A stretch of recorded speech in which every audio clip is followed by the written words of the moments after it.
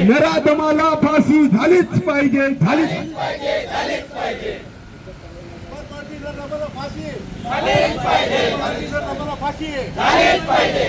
परप्रांती नराधमाला फाशी. एक मिनिट. या ठिकाणी आपण या निषेधासाठी जमलो. बाहेरून परप्रांतीय येतात आणि या ठिकाणी गुन्हे करून जातात. तर मी सर्व पोलिसांना विनंती करतो का त्यांचं या ठिकाणी पूर्ण त्यांची हिस्ट्री घेतली गेली पाहिजे. जे परप्रांतीय मजूर येतात ते कुठून येतात, त्यांचा क्रिमिनल रेकॉर्ड काय, हा आपण सर्व बघितला पाहिजे. आणि FIR मी पण बघितला, त्याच्यामध्ये अॅट्रॉसिटीचा उल्लेख नाहीये.